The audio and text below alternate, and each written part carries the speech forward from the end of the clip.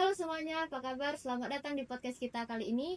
Dengan saya Fernanda Putrisania, ditemani dengan teman saya. Halo semuanya, saya Zalfa Nur Sabrina dan hari ini kita berdua nih mau bahas sesuatu yang pastinya seru dan juga gak kalah penting nih, yaitu mengenai tren penggunaan vape atau rokok di kalangan remaja perempuan. Kayaknya sekarang ini tuh udah dinormalisasiin dan kayaknya udah biasa banget ya. Betul banget, pertanyaannya nih, di tren yang sekarang itu tidak berbahaya atau bahaya banget sih bagi kita? Simak Pak, sampai akhir ya, kita bakal bongkar semuanya. Jadi kok bisa ya vape dan rokok itu jadi tren gitu? Menurut kamu Nizal, yang sekarang kenapa tuh sekarang cewek-cewek muda itu banyak sekali menormalisasi vape dan rokok? Kalau menurut aku sih faktor utamanya itu pasti dari media sosial ya. Bisa dilihat sendiri kan media sosial itu interaksinya paling setiap waktu, setiap saat kayak gitu kan. Apalagi kita ngelihat influencer, banyak influencer, selebgram di Instagram, TikTok maupun media sosial lainnya yang nerapin gaya hidup kurang sehat, yaitu dengan penggunaan vape atau rokok. Padahal penggunaan vape atau rokok ini kan dampaknya bisa berbahaya banget bagi kesehatan. Betul banget, apalagi desain vape yang sekarang itu berbagai macam bentuk gitu yang menarik dan unik gitu. Apalagi warna-warna yang bisa menarik perhatian cewek-cewek gitu kan. Dan mempunyai varian rasa yang banyak gitu, seperti rasa buah-buahan gitu kan. Apalagi ukuran dia yang kecil itu kelihatan lebih cewek banget gitu. Dan satu lagi peer pressure. Ini tuh lebih kayak ke sifat FOMO-FOMOan aja sih. Jadi kalau kita kayak ngeliat temen tuh, misalnya ngeliat temen yang nge-vape atau ngerokok, jadi kita tuh ada rasa kepengen karena takut kalau kita nggak ikut-ikutan, takutnya dibilang nggak gaul maupun kudet gitu. Betul banget. Dan banyak juga yang awalnya tuh cuma bilang mau coba-coba tapi ujungnya juga kecanduan. Dan menurut kamu nih, kalau misalnya tren ini terus diabaikan, dampak dan efek buat kedepannya apa aja sih? Bakal banyak banget sih, apalagi dari sisi kesehatan aja, vape dan rokok itu mempunyai nikotin yang bisa bikin kita kecanduan.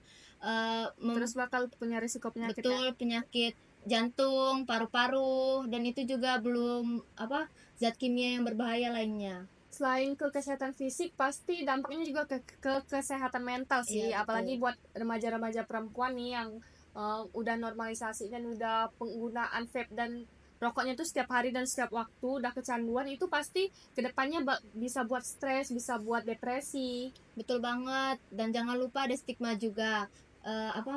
Cewek-cewek yang ngerokok atau nge-vape itu banyak dijudge negatif. Jadi mereka kayak terjebak di antara lingkungan atau stigma sosial. Jadi solusinya apa nih? Menurut kamu Nizal, gimana cara kita cegah agar tren ini tidak makin parah?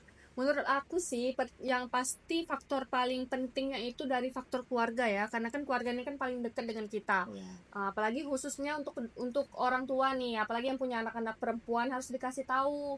Dan bukan cuma dilarang ya, juga dikasih edukasi untuk cara pencegahannya, dampak buat kesehatannya apa, dampak buat kedepannya apa, karena ini tuh bisa bahaya banget buat kesehatan. Betul banget tuh para orang tua. Dan juga jangan lupa di sekolah juga kita perlu edukasi yang kreatif. Jangan cuma kasih teori tentang bahayanya rokok, tapi bikin mereka paham tentang bahayanya dan resikonya gitu. Bisa lewat video, kampanye, Workshop. ya workshop yang relate sama remaja-remaja. Dan pastinya media sosial kita kan, apalagi remaja perempuan tuh kan udah besar, udah bisa milih tuh mana Ya, yang yang sehat, mana yang bagus ya. enggak, mana yang positif, mana yang negatif Ya. kan.